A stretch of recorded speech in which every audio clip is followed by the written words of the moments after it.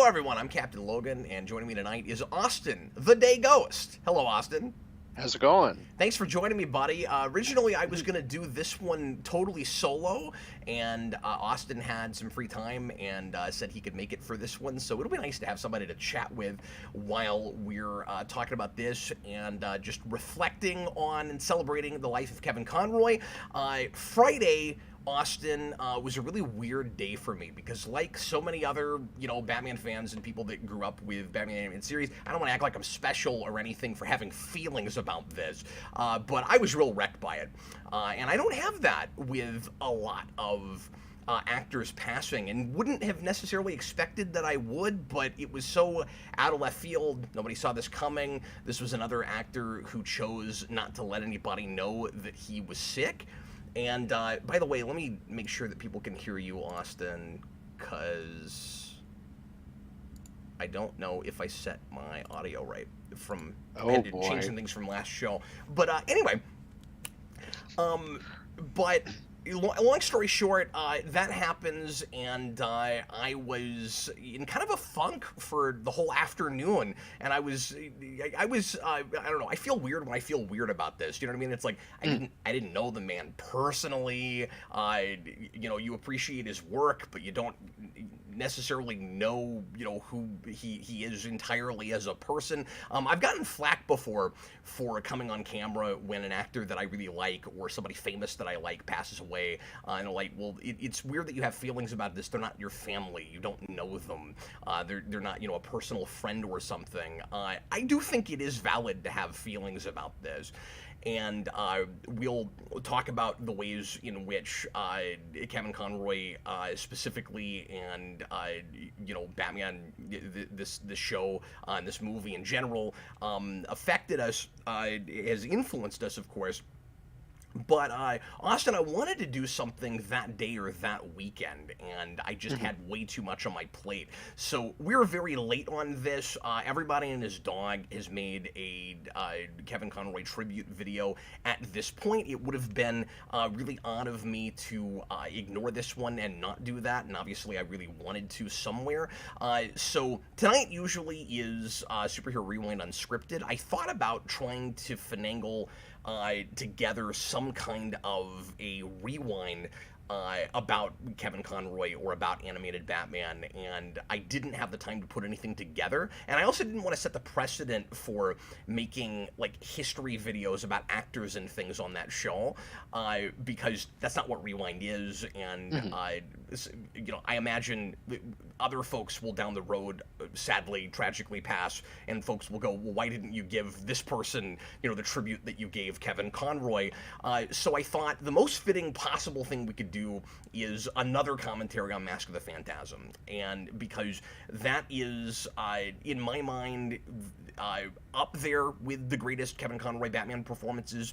Maybe for me it is the best, and we already did several of the episodes that I would have considered in a mini-marathon on the 24-hour stream. The timing of this is very odd, because just 3 weeks ago, I watched DC animated shows for a whole 24 hours, and we knocked out several, of course, Batman the Animated Series episodes there, and toward the end, we hit Perchance to Dream, and we did Grey Ghost, which are two of the episodes that I would have thought to do for tribute for Kevin Conroy. So even though we've already got a couple commentaries for this movie on the channel, I thought I couldn't think of a more fitting thing to do than to watch this again. It's one of my favorite movies in general. It's probably the performance that most stands out for me when I think of Kevin Conroy, and it's one of, if not the story that most speaks to me personally from this whole continuity. So Austin, thanks a bunch for joining me to do this whole thing. We're gonna do Sorry, I know I'm talking a lot preamble here, but we're going to do a different sort of commentary tonight. Obviously, we can respond to the movie some while we're watching. We're not going to do a lot of probably dissection of story and stuff like we usually do because I've reviewed this. I've done that at least a couple of times in commentaries before. We're going to talk as much about Kevin Conroy, the man of the voice actor, I imagine, through this as we're going to talk about the movie itself. Austin, I'm not censoring you. Feel free to throw out whatever you want to while we're watching the movie. No, absolutely. But we've got a lot of folks watching right now. There's a bunch of comments paying tribute to Conroy in the comment section, and I want to read those periodically as we go through. A lot of folks saying kind of pouring out their own feelings and personal experiences and things, and there's some interesting things in the comments that will be worth reading, and some questions about me and my relationship with this stuff that I would like to answer as well as we go. Austin, do you I'm gonna put you on the spot for a minute. Do you ever have this like I did with Conroy when folks that you really care about pass? I guess you did with Norm Macdonald.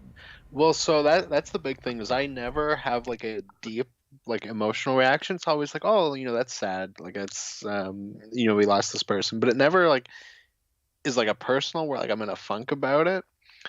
Norm Macdonald, I was like for like over like I want to say like 2 months at least. I was like day to day like man, like I feel like crap, and like I don't know him personally, but like even now, like I'm just like I can't believe he's gone. It's crazy.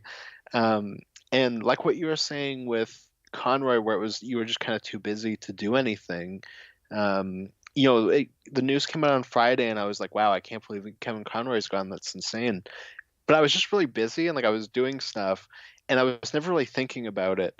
And then Saturday night, at the end of the day, like I went to visit my cousin. We were hanging out all day, and then at the end of the night, I was just kind of on my own, falling asleep, and I just went like, man, like I can't believe Kevin Conroy's gone, and it like finally hit me, and then it like brought me down to that place again where it's like, huh, like now I do feel really crappy that he's gone.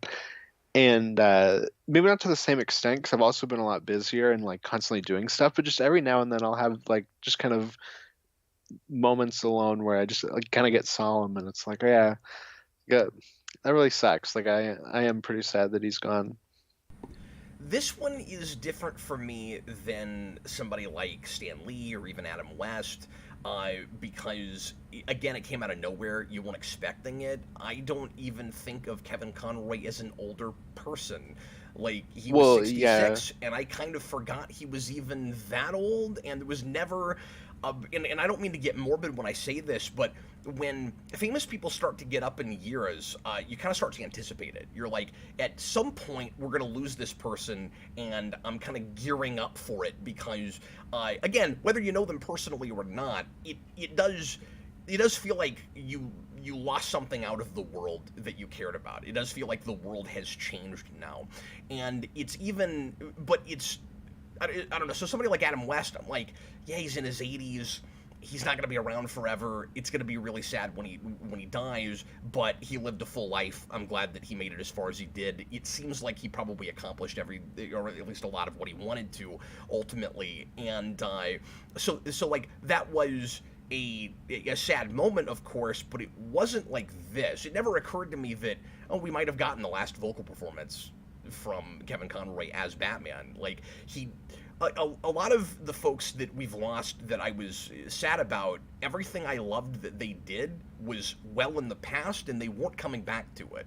Or if they did, it wasn't great. Maybe you didn't want them to. You know what I mean? Like Kevin Conroy was a really unusual case where he kept coming back to this character, and it wasn't bad every time he came back. Like there were a number of great performances as Batman 20, 30 years, or like 20, 25 years after Batman the Animated Series. A lot of his best stuff is in the Arkham games.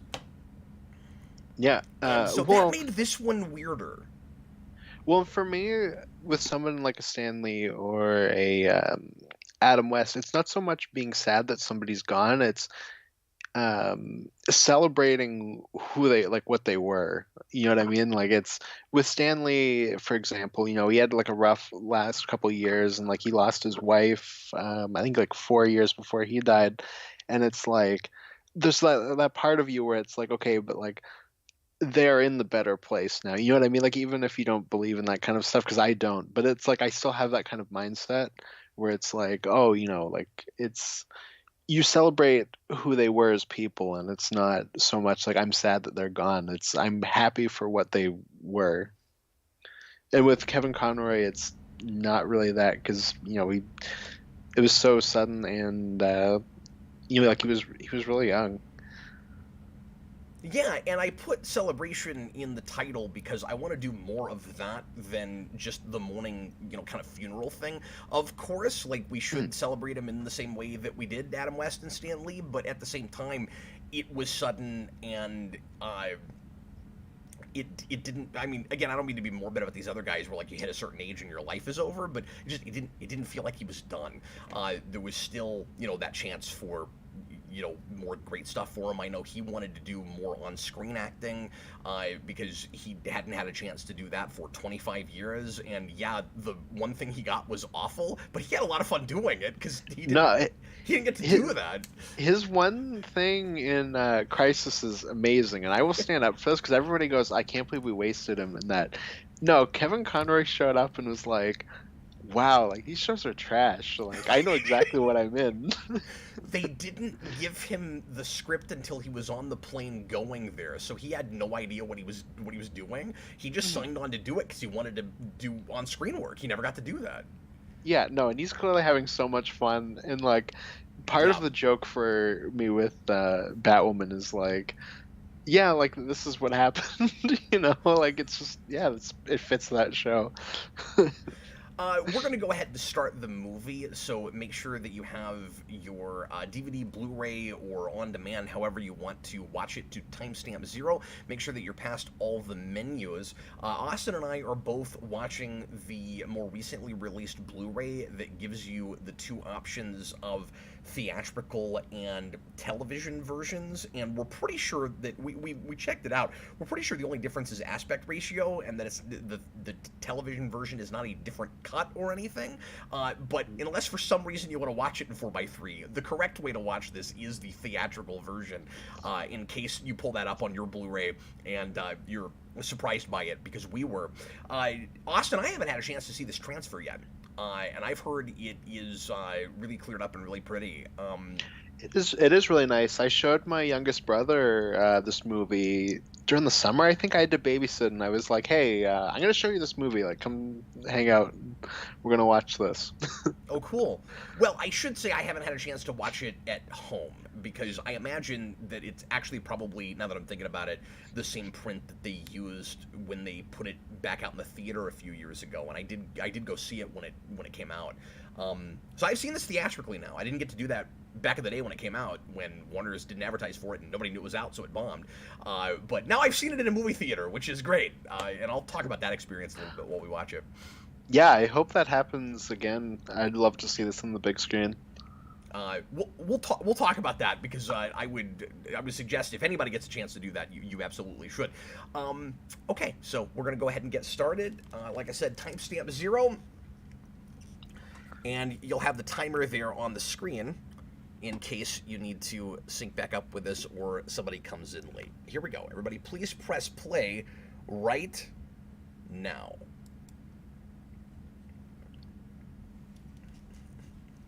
Jareth Gerhardt, the very, very first comment before we even started says, hey Cap, could you talk about the time you got to meet Kevin at the convention? I would really like to hear that. This has been really hard for me to get through.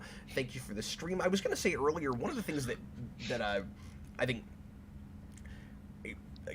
makes us feel bad about somebody that we like in movies, television, whatever, passing away is just, it can be hard to get your mind around it. It's hard not to feel like these are larger than life people and you forget that they're kind of human beings. And when people pass away, it kind of speaks to your own mortality because they feel immortalized because they are on film. And so when they go, sometimes it feels like it signifies, the end of an era. A lot of people are saying that with this, of course. Kevin Conroy is past. It's the end of an era. The more people that die from that had an impact on your childhood, you go, oh, my childhood's over. Like, I knew that it was already over, but it feels more over now, and it kind of speaks to your own mortality.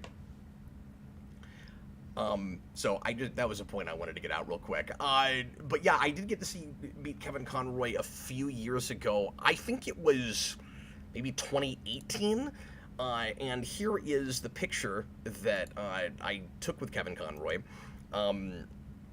He let people take pictures with him just across the table like that, unless you paid for a photo op, which I never do. But it was really cool that he had that policy. And that guy standing behind me was a huge Batman animated series fan, and he and I had a really nice conversation for the probably half an hour we had to wait in line together to see him. But yeah, it's not. I don't have like a super interesting story or anything, because it was a long line that kind of pushed you through. I wasn't able to talk to him for too terribly long, but we talked about Clock King, because there you go. I love of Clock course. King. I love that episode, and he was real quick being like, "Oh yeah, that's a great episode." We talked about that a little bit, and obviously, like everybody, I told him how big of a part of my childhood he was and stuff. It's hard not to get cliche about that kind of thing, and you want to not just say the same thing everybody else says when you go meet a person like that, because the last thing I want to do is, bore them. But he was really nice. He was really gracious, and it was a big deal to me that my son got to meet him. Especially now that he's gone, I'm really glad that Jason got to meet him. I had him sign this Joker figure standing on top of Batman's head. And I'd love to at some point get Hamill to sign this, but it's very difficult to find him at cons, and his signature. And super expensive. Is very, very expensive. But yeah, this is his signature. He wrote Captain Logan on it. Oh, that's awesome. From Kevin Conroy. And yep, this is one of my prized possessions. It's wonderful. The one year I went to the Toronto Comic-Con, Conroy and Hamill were both there. And I really wish I got to see Conroy, but I didn't, unfortunately. They had both him and Adam West. It was like months before Adam West died. Oh, wow, that's awesome.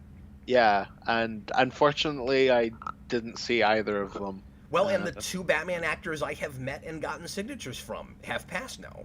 Yeah. The colors in this transfer are popping in a way I don't feel like they have before. Oh yeah, no, this transfer for the show and especially for this movie are beautiful. Really nice of them to include that on the animated series box set. It's really cool that they included this and Sub-Zero. And Sub-Zero, yeah. Because I didn't expect them to. Like, I didn't know that until I got the set and I was looking at it. Yeah, they're the last two discs on the set. Yeah. I think the Batman one has the Dracula movie, too. I could be wrong. I would have to look, because yeah. I just bought that, and I popped out the special disc to watch a featurette, but that's all I've done with that, so...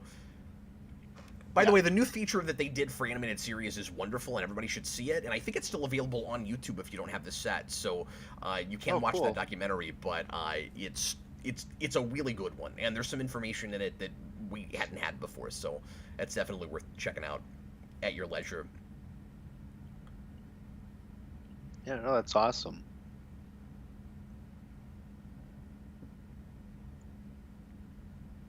One of the things that I think speaks volumes about how wonderful Kevin Conroy was for this role and why it made such an impact for the character, why people kind of look at him as the definitive Batman, even though he was just a voice. And some of that is the way it was brought to screen and the presentation and everything. But we think so much about the voice when we look at that, at Bruce Timm's artwork, and it was a really minimal kind of performance, or at the very least, he didn't always have pages and pages of dialogue. Like, it's a character that doesn't talk a lot, And that's a testament to how great the performance was. Every time he says something, you're sitting up and paying attention. Well, what I've always loved about Conroy's Batman is that it's not gravelly, like it's big and commanding, Yeah. and it's still got that darkness to it, but it's not what most actors do, where they do the like kind of Bale thing, you know what I mean, where you kind of get that growl in your voice, and he doesn't really have that. Like he's commanding before he's that. Yeah.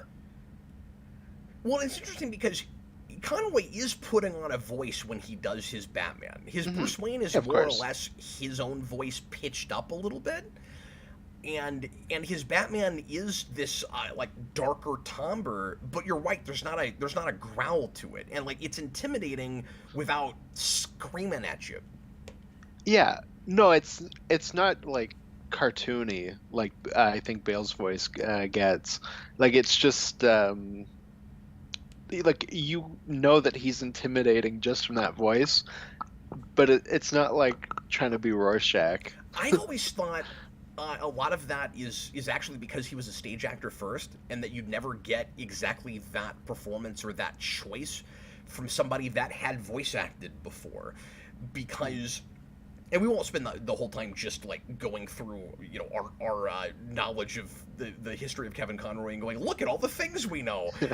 But it is important to note that he was auditioning for another project and was called up because they had seen like hundreds of actors and couldn't find anybody that had what they needed for that role, and it was like super fortuitous that he even ended up doing this because he wasn't in voice work. It's the only thing he ever auditioned for in voice work, and he was a New York actor who just happened to be in town at that time, and they went to him because they were looking for anything different and seeing if something would shake out in not going to the usual suspects, right?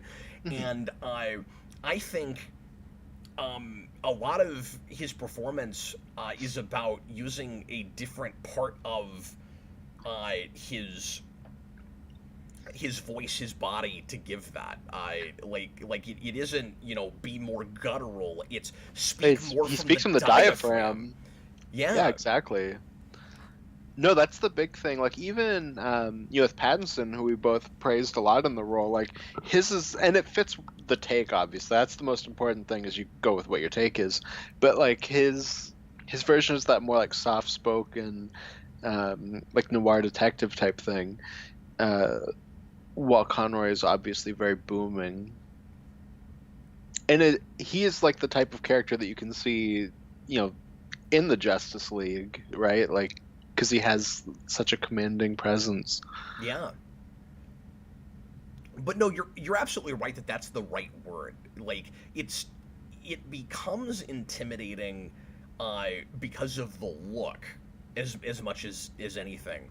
But yeah, it's crazy. Like, you look at that guy when he's giving interviews and he's just talking, and you go, okay, I can hear some of that because he's not putting on a voice so much that he sounds totally unrecognizable. But then when he'll on camera just go into the Batman voice to make, you know, some kind of a point or something, and you see Kevin Conroy, the man, doing that voice, it doesn't look like it fits his face. Yeah, well, especially because like. And I'm not even saying that Conroy couldn't have maybe played like, Batman on screen, because I think he could have. But even if he had, I'm not sure he'd be using that voice. Like it's a voice for animation. Well, and part of it visually is that he's like a skinnier, lankier guy, right? Yeah. He would have had to really bulk up for it.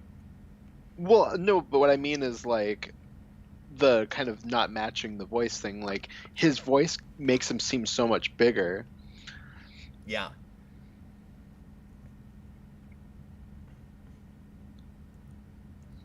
And very often, even when a voice actor prepares real hard and is like working out a voice, the voice that they end up settling in on episodes later isn't exactly the voice they start with. More or less, his doesn't change. Yeah, like there's like subtle things here and there, even getting into stuff like the Arkham stuff. But he'll do well. And that's what I was going to say is, I mean, in this show, he will do variations on it for different versions later. He'll intentionally try to make it sound older, try to make it sound younger. I've always been curious to go in and look at Justice League Action because I've never seen that show. Because that's a more kind of over the top cartoony thing, but they still used his voice, and I wonder what he's doing in that, in like a more Super Friends type show. Like, what is? It's not really Super Friends, but you know what I mean. Like a more kiddie show. What is Kevin Conroy doing with a kiddie Batman, I wonder? Maybe it's exactly the same. I don't know. Yeah. But in the show, like, you go and look at the first thing they recorded and the last thing they recorded, and his Batman voice does not have that much evolution. He found it immediately, and he found it like on a whim. Like, he didn't prepare for it going in. He didn't know what they wanted until he was in a microphone. It's just astounding that it worked out the way it did. Yeah, no kidding. It's entirely improvised. You mentioned earlier, like, not the usual suspects, like, not an obvious choice. That's also what works about Hamill, right? Like, I'm sure he would have been great, but, like, Tim Curry is much more the obvious choice for that role. And then Hamill isn't really, but you get him in, and they're both so perfect together. Yeah, and we talked about this when the Tim Curry news came out. It's kind of unfair to compare them after like 25 years of bias, but I'm not. After hearing what little they put out from him, I still love that they made a Bullock look so much younger.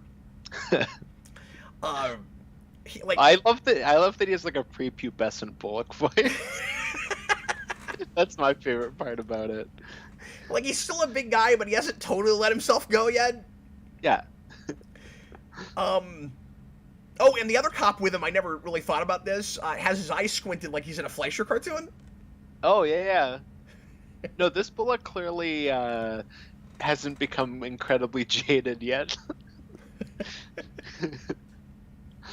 That might be the moment where it happens, where he's in a cop car that flips over, but...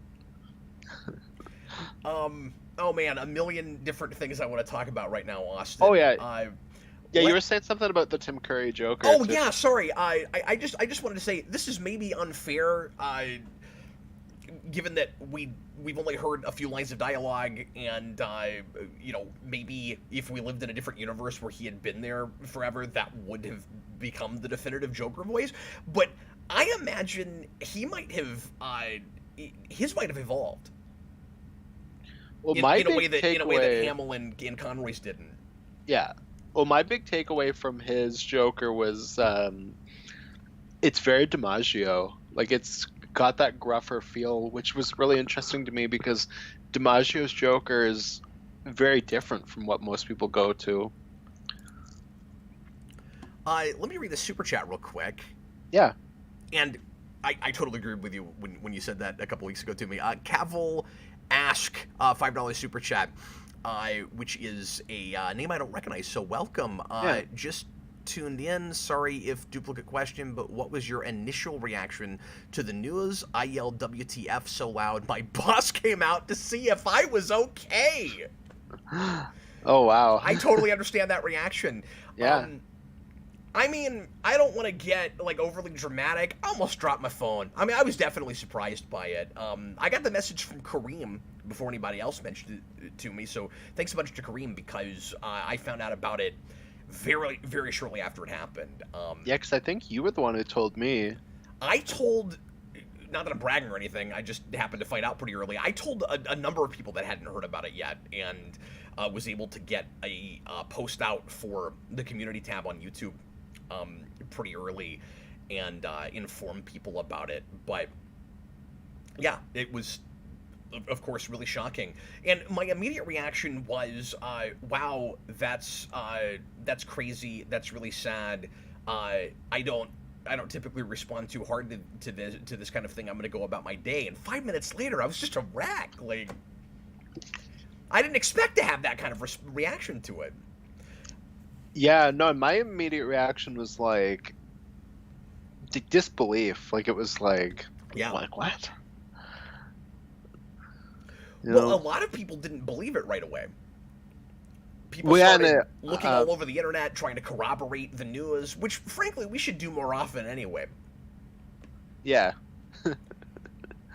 Absolutely.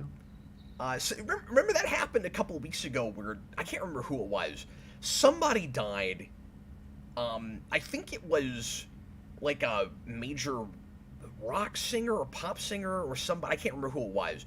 Who was it? Somebody died, but TMZ reported on it like a day before they actually died. Oh, I don't even know about this. Where Whoa. they had gotten some kind of inside information. That's like some Tomorrow Never Dies stuff. Like somebody was, he or she, I can't remember who it was. The person was on their deathbed, and Okay. it was like, hey TMZ, this person is going to die, or maybe they told them that they did die, and they jumped the gun on it and reported it too early, and then they had to eat crow, and it was a whole thing. But somebody will tell me in the comments. I'm sure. I can't remember who it was. Yeah. Okay, I want to talk real quick about seeing Mask of the Phantasm in the movie theater. I love going to older movies in the theater, especially things that I wish I had gotten to see when I was a Yeah, kid. same. I love the Dutch angles with Phantasm. And they're not corny, they're not funny Dutch angles. It's like it's surreal. It's warped. No, they do a really good job of like having a horror aesthetic in this, and they're allowed to go a lot farther here than the show, so it definitely helps. It feels a lot like speaking, like the same thing I'm always talking about with speaking over kids' heads. We're like, we take the risk to scare them a little bit to tell the story we want to tell, and that challenges kids. And so, you're taking the risk of maybe giving them nightmares, but you're telling a story that's like actually about something, and that might resonate with them Well, in a and way for that's good for something, their development, I guess is the point I'm making. well, and for something like this, like when you're a kid, like it makes Batman like that much cooler in a way, or like that much heroic, where like the villains are genuinely scary, Yeah. and it's like I don't even know how Batman can get over this threat, and then Yeah, it's obviously, actually yeah, difficult for him. Even with all of yeah, his money, with all of his intellect, with all of his detective skills, it that, feels like yeah, he accomplishes something, and and it feels scary if you're Batman. Like the yeah. moments in this show where he gives like the surprise face, very often you buy that. You'd be doing that too. There's weird stuff that happens. No, that for me as a kid was a big part of why I love Temple of Doom so much, where Yeah. like the threat in that movie is so big, and it just like he's so small, and like there's just so much to overcome that like as a kid it was scary, but it made Indiana Jones that much more heroic Yeah, and well, and you don't want like to feel like cooler. you don't want to feel like you're watching stuff that's for little kids when you're a kid. Yeah, Even the stuff that exactly. is aimed for you. So Yeah. you kind of forget that you're watching a cartoon or that you're watching a movie based on a cartoon. Hmm. No, and especially for a superhero thing, to like really get kids in that way, because it's very easy to kind of settle in and go, well, okay, I know the hero's going to win at the end of the day.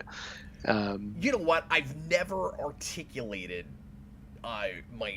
my feelings when I was a kid on this show like this, but I think I think I just tapped into a lot of why this show was so much above a lot of other cartoons when I was a kid, and I bet a lot of people will relate to this when I say this. Tell me if you agree with this, Austin. mhm. This is a show that when I was a kid when this first came out, especially because of the theme and everything, I initially thought, okay, this is the cartoon version of Tim Burton's Batman. I mean, that's part of the reason it got made in the first place, right? Like, ultimately, it Yeah, of isn't course. that.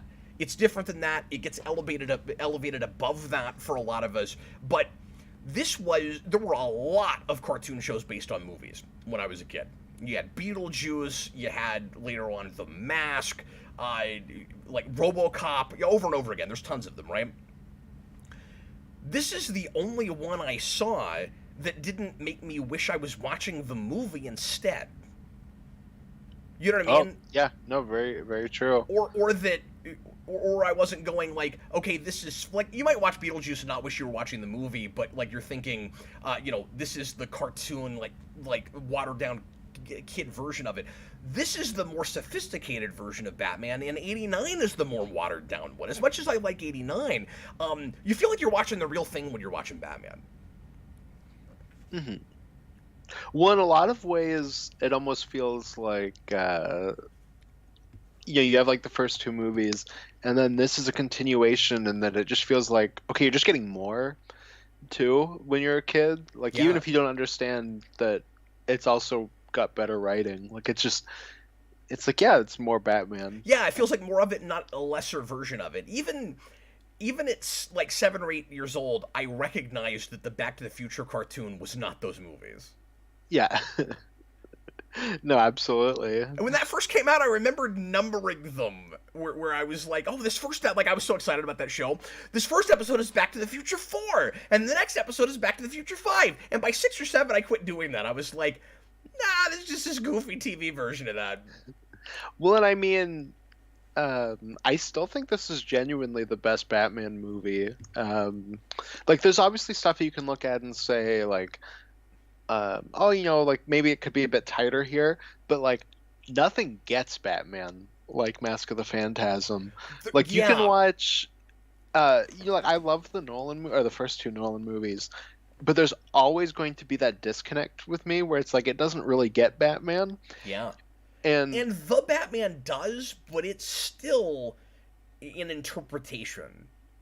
yeah, And absolutely, obviously, absolutely. everything It's you're more of like a adapting middle is ground. to some degree going to be an interpretation. This is definitive in a way nothing else ever has been.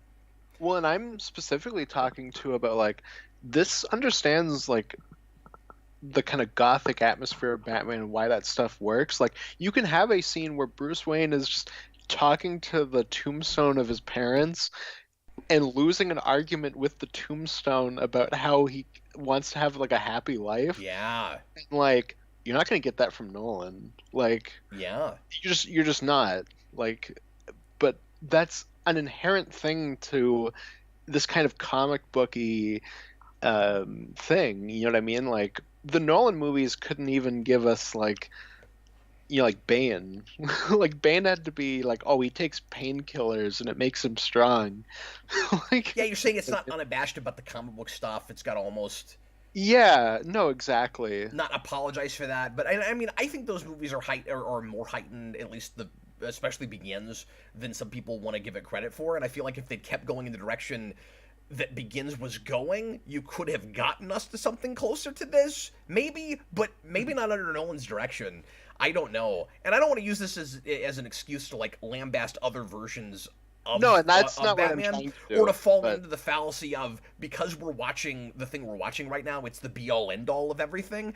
I'm not saying that, but I was wrestling with myself all afternoon, knowing we were going to do this tonight, going, Begins is my favorite live action comic book movie ever made, and it's still to this day I think it is, and like I really liked the Batman, but in some ways this is still to me the best Batman movie, just in the way you're describing it, where like definitive. If you watched this in this show and you never read a comic book, you get comic book Batman.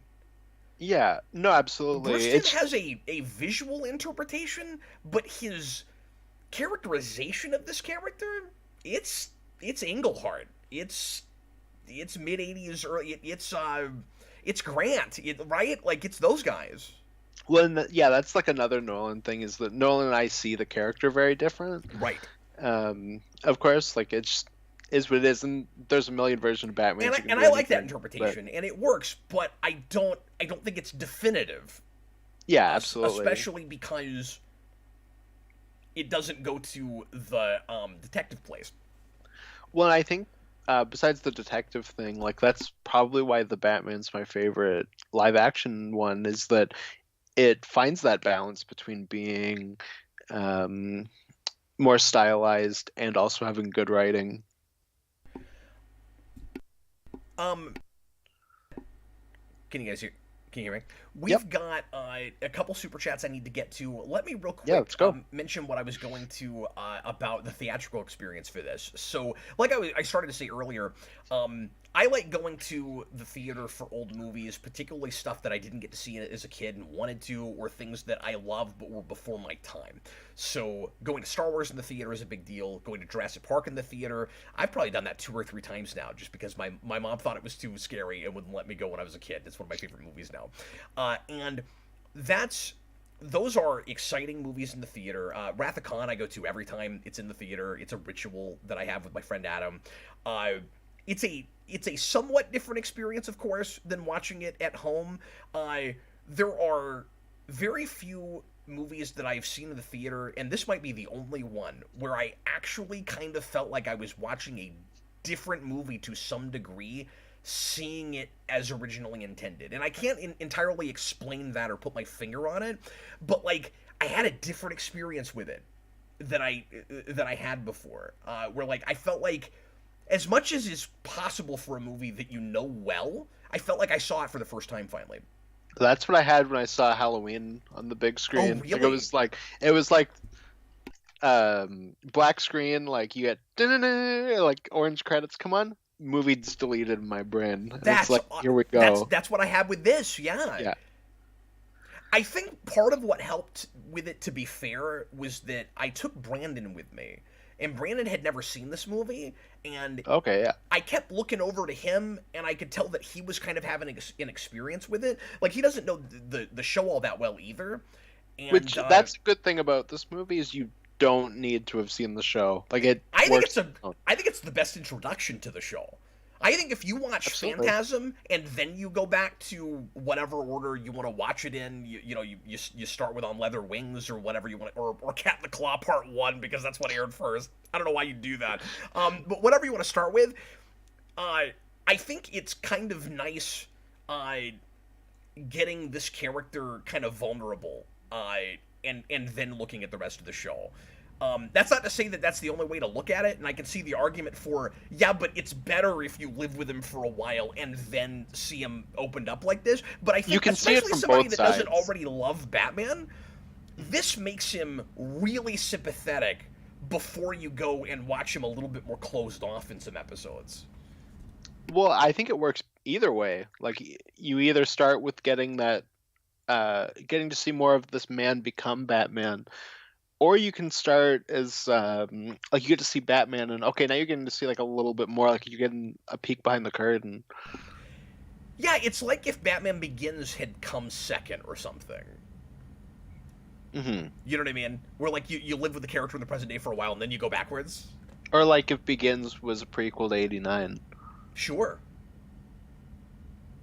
Let me read some super chats. Robert Wild, thanks, buddy. $5 super chat. Hey, Cap and Austin, do you guys remember the first time you saw this movie, and what were your initial thoughts?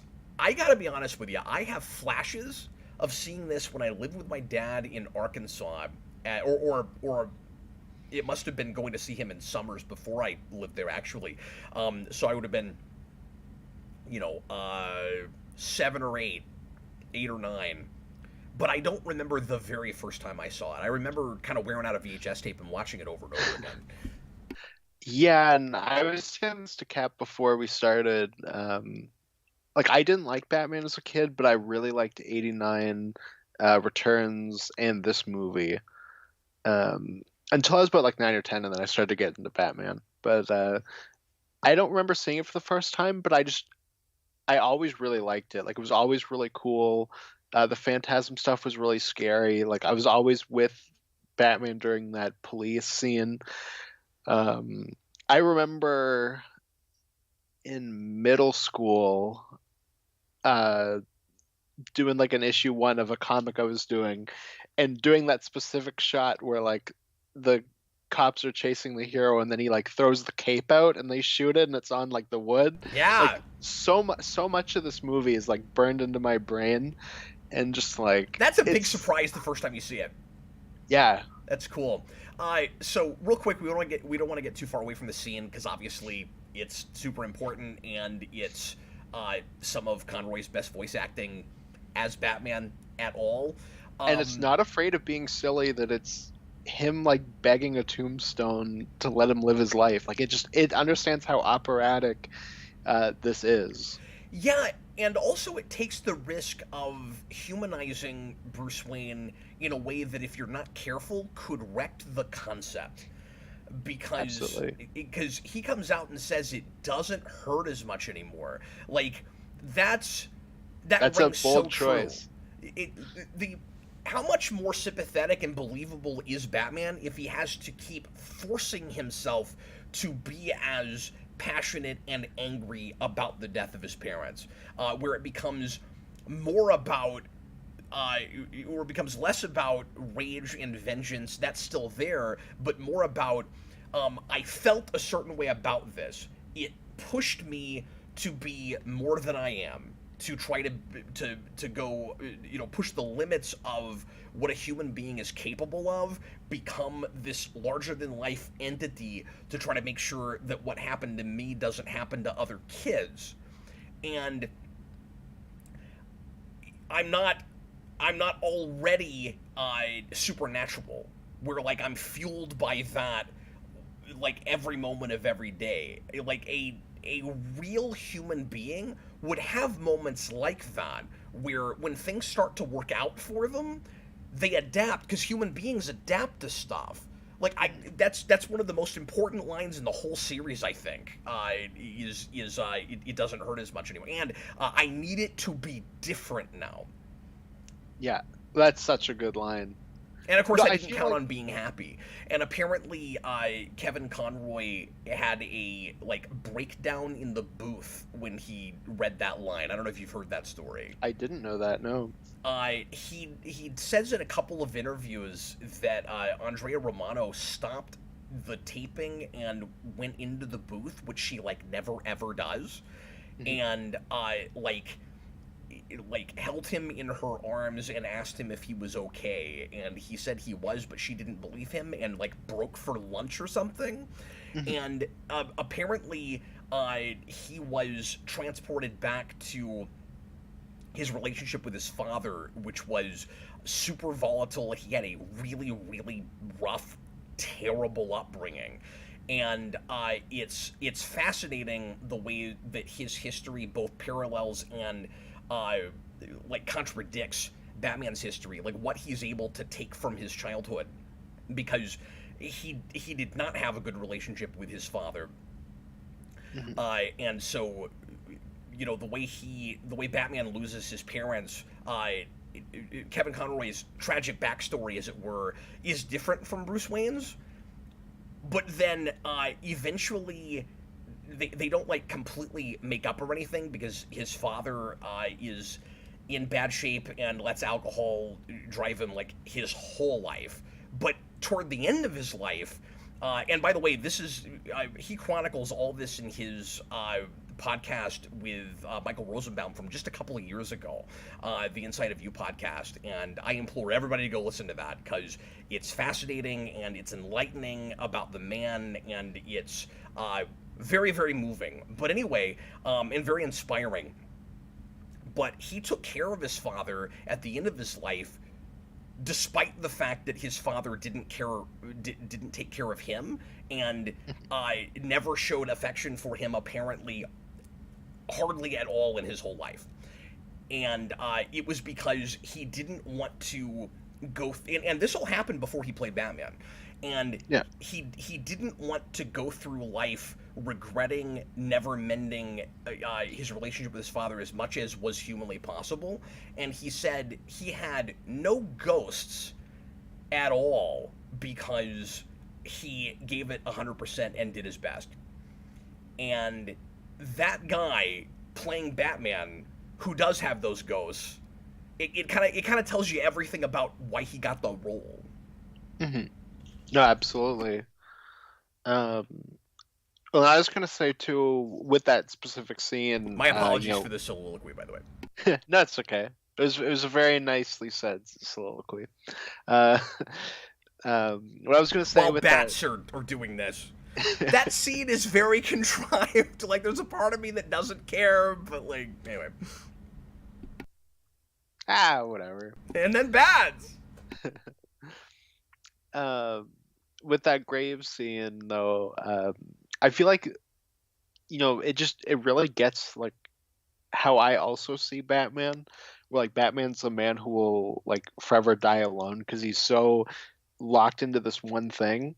Yeah. So I really love that his kind of arc in this movie is that right before he's like finally like dead set into that lock, he's locked in, there's no exit, he has this moment of weakness where he goes, okay, here's the turn off, like here's where I can get out of this, and I don't even have to start it. But obviously, it isn't going to work out for him. It's the tragedy that this character is, Yeah. and he's going to double down, and like that part of him will just be lost forever. And I was gonna say, there's a part of you in the flashbacks that wishes that was the thumbnail. There's a part of you Beautiful shot. that wishes that uh, Bruce could be happy, and that somehow he doesn't become Batman, even though you know that's going to happen, and you've been watching the present day scenes, and he's Batman. And that's a lot of what's so sad about it is like you need him to become the larger than life, mythic character, but there's a man in there that, like, the movie is all about the his having to set aside his personal life and not have one for what he sees as the greater good, or something that he can't live with himself if he doesn't do.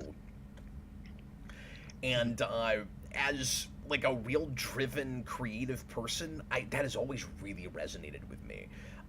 That balance of like living a regular life and taking care of the people you care about, and letting yourself be happy with doing the work that you have to do in a way to also be happy. It's almost like two contradicting modes of happiness, if that makes any sense at all. It's like it's like two different brains, where like there's the part of you that has to do the work you were born to do, and there's the part of you that wants to get everything life has to offer.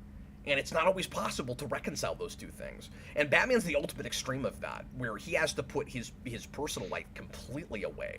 And then the worry is always, at what point does he lose what makes him human? And that's a lot of what makes the character so interesting to me. Mm-hmm. No, absolutely. Absolutely. I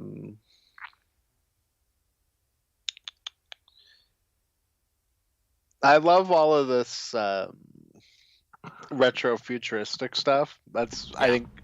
I think this movie's a big part of why I love this kind of aesthetic. Just from seeing this as a kid, and I just like that. That's how you get the Batmobile. Like, I don't need origins for stuff like that, but I think that's kind of fun. Yeah, I've always been of two minds about it, because like I want Batman to come up with his own car, but then it's kind of perfect in where it comes from. Like, it makes a lot of sense. Yeah, exactly. I also think the It also fits this version, because this version's also like a giant fanboy for the Grey Ghost. That's true.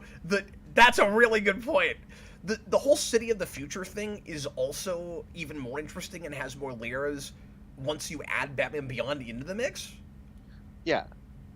No, absolutely. Then you see the actual future of this world, and it's more extrapolated from late 90s, early 2000s.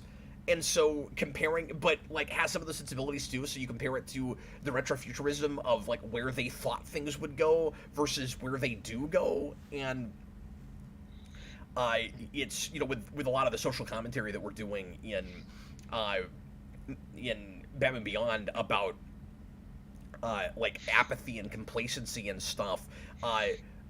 You don't get the idealism and like the rosy things will be better in the future thing when you actually get to the future of Batman Beyond. So looking at like you said, you look at the Grey Ghost of it all, you look at the City of the Future stuff and the flashbacks, and then that alone, if you really think about it, explains why 80-year-old Bruce Wayne is so jaded. Like, there's a lot of other stuff, but that's not what he wanted the world to look like when he gets a lot older. Like, in a lot of ways, he lost. Mm-hmm. Absolutely. Sorry, I've never had that thought before. Yeah, no, of course. As a kid, this robot woman with the knife is like one of the scariest things in this entire movie for me, because I've talked about this on the channel before, but like I was allowed to watch like tons of R-rated stuff as a kid, and that was like a place where like almost I'm seeing like a kids thing go to those places where like you have this thing with like a knife and like later on it's gonna actually cut things, and that's not something I'm used to seeing in a kids movie. Yeah, when you're a kid, that can kind of, your expectations can elevate things. Yeah, absolutely. So it's like not even that crazy, really, but like It's homicidal Rosie the Robot. yeah, which is cool because the Jetsons sucks. I like the aesthetic of the Jetsons a lot. Calavask, $20 super chat. Thank you so very much for the support. Let's see what he says here. The fact that when I read Batman or imagine him saying anything, the voice in my head is Kevin Conroy's voice speaks volumes, and I think that's a lot of us. I think I have that too. Maybe it depends on the version, but I think I have that too. And by the Absolutely. way, been subbed since the original Blade Superhero Rewind. My goodness, thank you. That's awesome. That was about 65 years ago. Just work 3 jobs, so can't watch streams often. LOL. Well, thanks so much. I'm glad you were able to pop in for this one. And Yeah.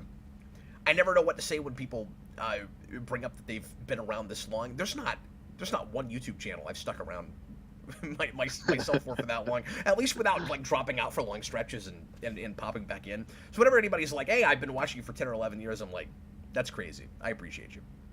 Well, people earlier were saying, you know, Conroy is to Batman what Reeves is to Superman, and like I think I agree with that. Yeah, that's one of those things like everybody says, but they say it because it's true. Like, of course. I also was wrestling with that this afternoon, where I'm like, okay, that thought popped in my head, and I was like, am I thinking that because he just died and it's relevant and everything is heightened now, where it's like Master of the Phantasm is the best Batman movie, Kevin Conroy is the best Batman, or is it? Am I just latching on to a truth here? That was the part that freaked me out as a kid. Yeah. By the way. See, I think that was the part that made me go, "Wow, this movie's awesome." This man actually died. Yeah. That's cool. Yeah, well, and you don't show everything, but it was already probably shocking to a kid that had watched the TV show, and we've got to kind of dance around, is the Joker killing people or not, and that kind of thing, when Phantasm is, like, dropping a statue onto a guy in a grave. No, it's super cool that we actually got to have a murder mystery that has murder in it. There's murder in it? And, you know, never mind that it turns out that it's this woman that can't possibly be strong enough to push that statue over, or, you know, the details aren't important. Well, and see, this is stylized enough that I don't think that matters. Yeah. Like, when I showed my little brother It's this... stuff I complain about retroactively, but in the moment, you're not thinking about it. No, so when I showed this to my little brother, he was like, okay, but how can the Phantasm do all this stuff? Yeah. And I was like, it doesn't matter. Like, it's stylized enough that it's not trying to be realistic. Like, the Phantasm can do this stuff because she can. Like... and it doesn't feel cheap in its storytelling in that way. No, it's because you've got personal stakes, you've got internal and external conflict. It's technically cheating to make certain plot points happen, but it's not cheating at all with character motivation or anything. And that's and like you said, it's very stylized about it, so that's why it gets away with it. Yeah. It did start taking me out more when I realized that Phantasm is just kind of teleporting everywhere, and there's no way she'd be able to do that. That was always kind of the bridge too far for me once I started thinking about it. Yeah, but it kill also the movie, but like it fits into the horror aspect that it's going into. Okay. Like that's, you know, it's like how Jason can teleport. Like, that doesn't bother me in any way. I think the movie ends that. But Jason stays mysterious. Like, no, that she is gets true. her mask pulled off at the end, and it's just a lady. Yeah, I mean, Jason's just like a little boy that drowned. Well, that's true, but there could be some kind of, I don't know, weird supernatural thing that maybe there's not with him. I don't know. There is later on, but not at the start. Okay, I've not seen those movies, but all I'm saying is, eventually it just turns out to be a person we know already, and there's not any kind of ambiguity about, you know, supernatural stuff or magic, or, you know what I mean? Yeah. It's a little different. No, it's just theatrics. So this movie gets something that I've always found really disappointing with Begins, which is we like really own one of the best parts of year one, which is when the cops come for Batman, and it's like an actual struggle Yeah. that he's like really struggling to get out of, and here more so even than year one. That's always been one of my favorite parts of that story. Oh, and are you complaining with Begins that he's flying on rooftops? Is that? Yeah, it's just Begins is after something different. Like Begins doesn't want to have this moment, so which is not a criticism of that. I mean, it's capes. I mean, the capes. The cops do chase after him. They just. Yeah, but it's he just gets away. Yeah. What I like about that year one scene in this is that like it's an actual struggle. Like these cops are coming to kill Batman, and he barely makes it out. Well, and you know what's really interesting about it too? This is obviously taking some cues from year one and early Batman stuff. I need to bring up year two at some point because I haven't had a chance to talk about that yet, and I just recently found this out. And I've been kind of wanting to do a Rewind Revisited on this movie to talk about that, so I'll get to talk about it here. But I'd be down to do a vault on that at some point because I've always wanted to read year two. That'd be great. I'll talk a little bit about influences on this movie here in a bit, but yeah, if you're down for that, let's do that soon.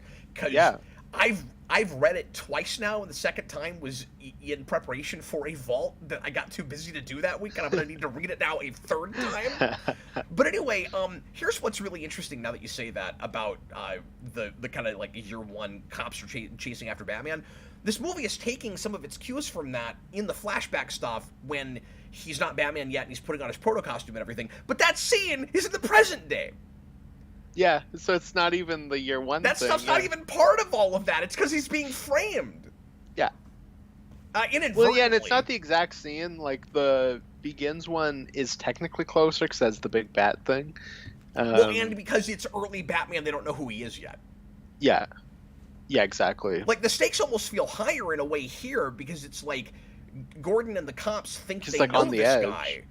And they've been working with him for a while. And now it seems like he's killing. And also, you've got to appreciate that it's a situation that's actually believable. Like, I actually buy the frame up. Partly because I don't think she's even framing Batman on purpose. It's just a similar kind of character that's like, you know, a wraith in the night that's killing people. And importantly, when these mob bosses get killed, they think it's Batman that's doing it initially. That's all really believable. Like, it's not contrived and we do about stuff it like that at in all. the show. Sorry, what? I said we do stuff like that in the show too. Like that's what they do with Man-Bat. Oh, that's true. I forgot about that. So it's like, yeah, like this kind of dark character. Like it's probably Batman. Like it's something that they clearly go through. Legend kind of character that's really intimidating and scaring criminals all the time. And when somebody else comes out like that, like none of the other crazies in Gotham are acting the same way that Batman is really. And so I don't know. Whenever you get a vigilante like that comes out of the shadows, you kind of or is sticking to the shadows, you kind of buy that people might think that it's Batman. So interestingly, Phantasm is loosely based on a character that I didn't know existed until I read year two. And I was shocked by it. Well, I was shocked by a couple of things with year two. There's this character called the Reaper that in who wrote that story? I'm trying to remember because it's a writer I can never remember his name. I don't remember offhand. That was one of those books I always wanted as a kid and Mike never W. got. Barr. I know stuff about. Yeah, Mike W. Barr. I've been reading some of his detective run, and this is in the middle of that. He, like, jumps back to year two and then comes back to present day. So he's doing things... This is during the Jason Todd period, and he's doing stuff with Two-Face and Jason Todd, and in that iteration, Jason Todd's parents were murdered by Two-Face, which is probably where Batman Forever got it, and I didn't realize that. Like, I'm learning a lot reading this stuff. I need to get back to it because it's been a few weeks. But anyway, the Reaper in that continuity is a vigilante that predates Batman by 20 years. and was going out and killing criminals and believed that it was the righteous thing to do. He actually feels almost like a prototype, now that I'm thinking about it, for Asriel in a way. And it's very clear, just reading that's what inspired Phantasm. And I wonder if they didn't call it the Reaper just because maybe that was a name that was going a little too far for like a kid's thing, even if you're putting it in the theater. I don't know. I do wonder, because if it were a 90s Marvel, it would just be the Destroyer.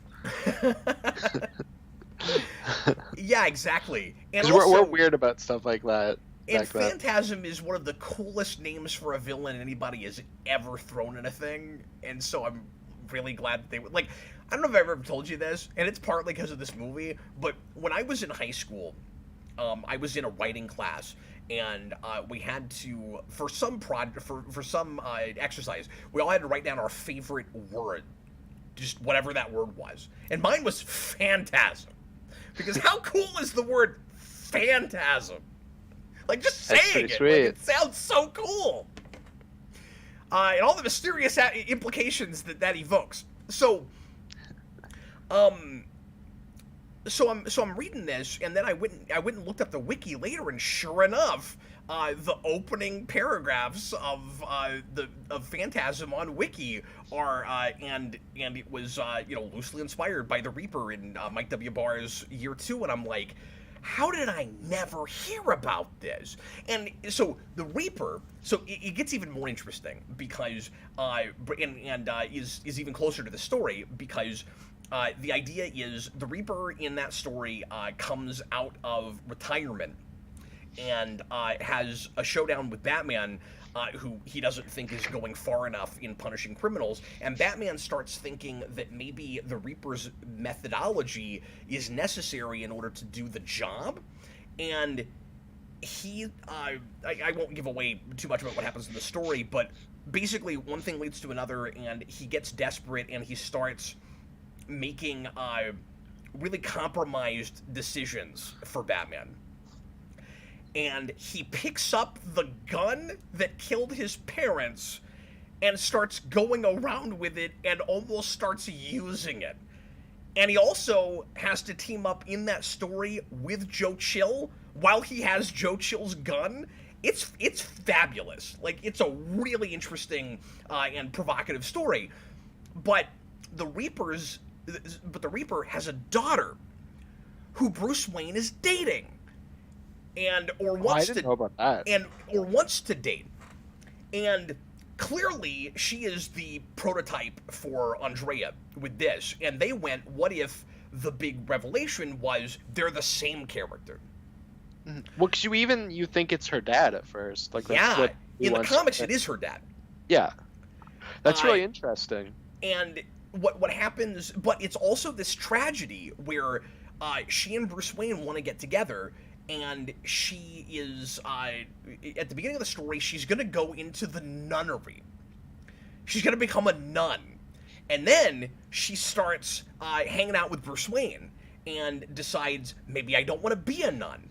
And then, by the end of the story, I guess I am giving away too much. By the end of the story, when she finds out that her father is the Reaper, and I think maybe she also finds out Bruce Wayne is Batman. I cannot remember because it's been a few weeks since I read it. The big tragic thing at the end of it is she and Bruce Wayne can't be together, and she's going to go be in the nunnery. And in this, it's not exactly that story, obviously, but it's this tragedy with this woman that he can't be with. But here it's because she is the Reaper. And anyway, the story is really good.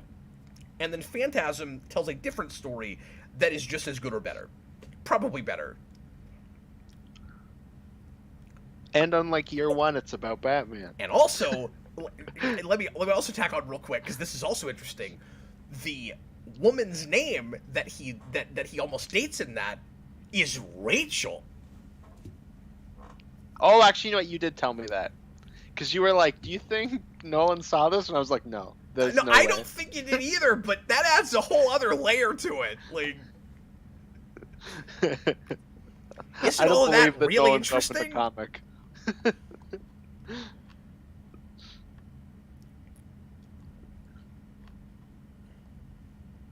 RJ Godzilla, and here we are, the scariest Joker scene of the entire DCAU. Man, when he starts yelling about spleens when I'm a kid, I'm like, wow, they took this to a place. That's probably why I think spleens are so funny. Cavis ask again. Thanks so much, $5 super chat. Just throwing money to keep the super chat reminder up. Haha. Keep doing you, Cap. I appreciate it. Yeah, thanks for reminding me about spoiler chats. There haven't been any more since that one though. There were some super chats toward the beginning that I really wanted to talk about, and now they've disappeared. Oh. So I may try to bring up the video and see if I can scroll back and find those. But I don't think it's going to let me do that.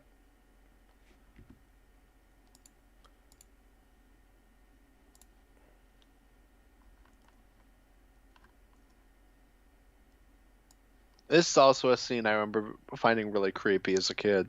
Oh, yeah.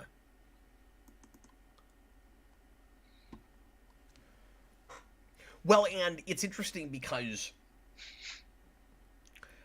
this guy is a red herring initially. Yeah. This is that same guy, right? Yep. Yeah, this is the her boyfriend. Or her would-be boyfriend, or sort of boyfriend. Yeah. She's straying him along a little bit. She's got better things to do. She's the Phantasm. I've always loved the color palette in the scene a lot. Oh yeah, there's something just really interesting about taking characters like this and using the shadow to like apply a different color on them. Like that's a big thing that I love about Ditko's Spider-Man is how often they do like the visual where like I think it's either the blue or the red, I can't remember, but when he's in darkness and it's like complete black. And you know, it's always cool to see characters like that. Okay, if AMC Comics is right about this, and I was leery about bringing up the wiki thing because it's not like Wikipedia is right about everything. It might not be right about half of things. Because I've heard Bruce Timm say the Reaper had nothing to do with the Phantasm character. It was apparently just something they thought up, but the similarities are uncanny. I mean uncanny. I have a really hard time believing that nobody involved in this project was aware of the Reaper and had read that story. Because, again, he's got a daughter that falls in love with Bruce Wayne, and it's a tragic love story to some degree. I wonder what the basis for Sin Tzu was. I think that was the real life character. Oh. I know, he looks like Puma from Spider-Man.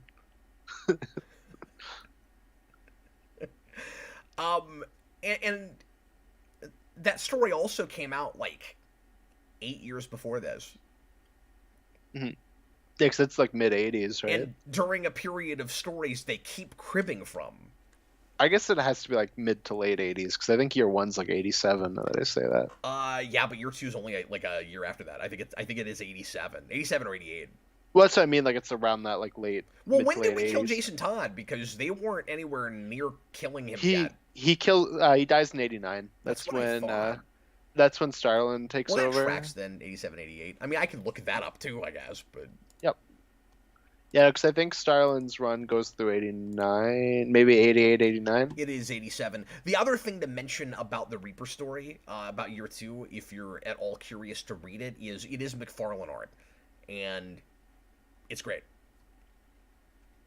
Always cool seeing different Marvel people like that you don't really think of for Batman. Yeah, well, and before he had a Marvel contract.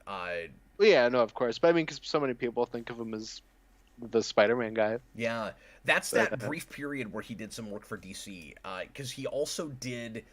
I can't remember the name of it. He did that big event about an alien invasion that the Arrowverse adapted. Oh yeah, whatever that was. I can't remember what that's called right off the top of my head, but what is it? Anyway, he drew that too. One of the best shocking moments for me recently was seeing Ditko Batman. That was really cool. Oh yeah. Yeah. Didn't we look I at that wish together for Ditko. something? What's that, sorry? Didn't we look at that together for something? I don't think so, but I think I sent it to you when I saw it and was like, "Hey, did you know that Ditko drew Batman?" I wish that he did more of it because he does like a really cool Batman. Was it just called Invasion? Maybe it was. I think that's what that crossover is called. So probably I didn't even know that was a comic book thing until Yeah. now. So The aliens in that are based on a McFarlane design. And they okay. get them pretty close. They look good. I will give the Arrowverse every accolade I can give it, because there aren't that many. He doesn't look like their version of elongated man, which is like a guy in a onesie. No, RJ Godzilla, it's not Final Night. It is Invasion. I was overthinking it. I love a I Joker love that does how not care if he gets out alive. I'm sorry, what were you going to say? I was just saying I love. Oh, and I just noticed it's got like the Batman silhouette when Joker bursts through that window. That's funny. Uh, that's awesome. The I've always loved Dominators, how. that's the name of that species. Thank you. Oh, okay, yeah. I've always loved how this movie's super serious, but we're not afraid to go silly, like Joker beating her up with a pepperoni stick, or like I his want my little Joker to airplane. still be funny. It's the juxtaposition that makes it worse. And Yeah, also, like, he can entertain us at the same time as he's horrifying us. That's the point of the character. absolutely. I mean, part of the reason he's an interesting foil for Batman is because Batman can inspire us at the same time as he's terrorizing, and Yeah. like Joker is terrorizing and making us laugh. Like they're Well, that's I think one of the best things about Dark Knight is that his Joker's like genuinely really funny. yeah. Daniver says, "God, the music here." Yeah, we haven't mentioned score at all yet, but obviously I've talked about that a Yeah, lot in the past. But it's wonderful. this Yeah. is some of Walker's best work. No, and I mean she's working with Elfman's main theme on the show, but she still manages to like make her own really interesting theme that stands out besides that. Yep. And there's definitely some Walker in Giacchino's score, I think. Like it's stuff outside of this has looked at this and been like, yeah, no, this is really great. Like Well, and I always talk about how this movie takes the animation from the show and even elevates it further for the big screen, but it's also important to note just that has more money. they're also not that far away here from what they're doing week to week. Like they're making big epic just 22-minute movies on a weekly basis, and obviously uh some of them are are better and more you know grand and exciting than others, but like the best episodes of that show are not that far away from this. Like as you say, a lot of it just has to do with resources. Yeah. Well, and a lot of it, it's just the story's a lot bigger. Like that Killer Croc first episode is, I think, one of my favorite episodes in terms of animation, and so much of it is just like really subtle. Like I love Killer Croc when he's in the trench coat and stuff, and he's blacked out, and you just have his like big yellow eyes, Yeah, and it's those horrible yellow eyes. exactly. They just know what to do with what they have. I never get tired of the Warner Brothers logo there. I think it's really funny. I never get tired of Joker walking around with that like tower on his head. Yeah, it's great. That was another big shocking moment is that you get like blood in this fight scene and Batman punches out Joker's at least one tooth, but Joker's like genuinely stabbing him with something that's like cutting through his costume. Like it's just so not what you're used to seeing. Yeah. Even in terms of the show, like it's not like we can do a lot of that in the actual show. Well, and even there, of course, they go farther than anything had been allowed to before. No, of course.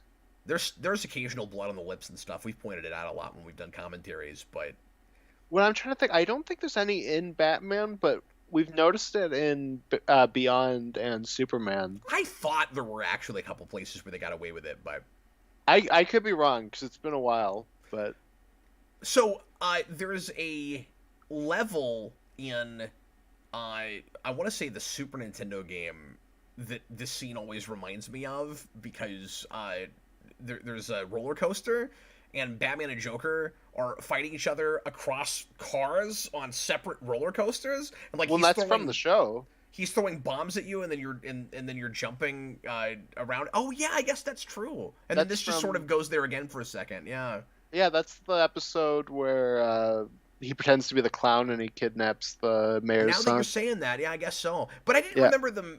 But I don't think they're standing on cars, are they? Maybe they are. I don't think there's two, but or maybe there is. But like Joker's throwing bombs and stuff at him in the roller coaster going across. Yeah. I'm also a sucker for scenes like this where again, the stakes are big and the scope is big enough, but like it's not, the whole city or the whole world is at stake or whatever. But because it's a movie, we give you that scene where we kind of cheat a little bit and it feels like a city because it's like a model city. I love stuff like that. No, the climax is very small and big at the same time. But it's almost the movie saying you're Joker. It's almost the movie saying you're expecting this, so we're going to give it to you on a small scale and kind of make fun of that. I like that. Well, it's just like the thematic thing of Batman and Joker fighting over the city. Well, yeah, that too, sure. I also just love that Joker whips out the jetpack from Thunderball. Yeah. No, it's ridiculous. It's so good. And he even has the stupid helmet, and it matches his suit. Yeah, and these retro-futuristic things that actually work. Yeah. Why does the jetpack work? Like, it's preposterous. Well, and that was like a real thing. Because it's like a real jetpack in Thunderball. Yeah, I know, but like, look what it's doing, and like, it's been there for how many years? And it's got enough gas in it, like. Well, yeah, you filled it. Okay. It runs on imagination, Cap. Stop being such a cynical adult. Oh, sorry about that.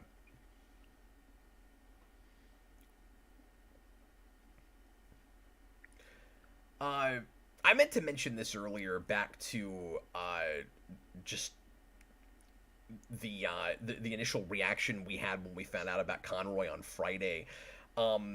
It was a little bit surreal to me because we have a TV set up in our kitchen that's got like a digital photo thing connected to it, and I upload pictures I take to it all the time, and so every like 5 or 10 seconds it flips, and so we're seeing family photos all the time.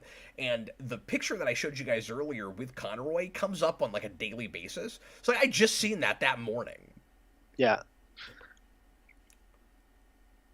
Yeah, it's crazy, man. Do you have? I know you basically said it's probably this, but out of just everything Conroy, like, do you have like a specific, like, this is my favorite either moment or just performance, like individual thing? The big thing that the big thing that always sticks with me, that kind of is stuck in my head like a song, is really a couple of speeches from this. Which is a lot of why I wanted to watch this. And again, I'm not saying that just because this is what we're watching. This is part of why I picked this. No, and I mean, this has Hamill's best laugh that we just got. Like, this is one of Hamill's best performances. Absolutely. Absolutely. Because of course the big Hamill thing is like, who's for Chinese? It's that whole episode.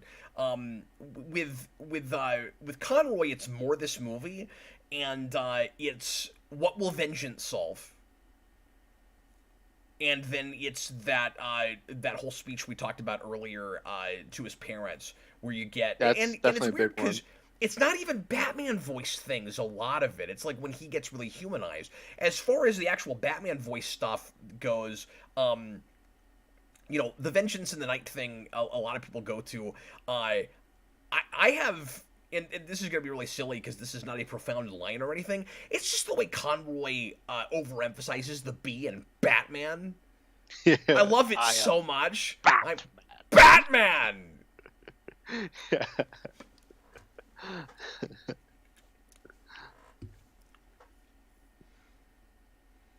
Oh, you know where he does that? It's Perchance to Dream, isn't it? Well, where he does the I am Batman thing? Yeah, well, it's funny because he's also in Bruce Wayne guys during this part too, but he's starting to fall more into the Batman voice. It's when he goes, "Batman! I'm so tired of hearing about Batman!" But of course, everybody loves the first Scarecrow speech, episode speech, the I'm vengeance, I'm the night, I'm Batman. Yeah, I mentioned that. Why are all my favorite lines Bruce Wayne lines and not Batman lines? I don't even know what that says about me. I need a flare gun and some flares! I don't know, but here's Jughead. You got a cameo.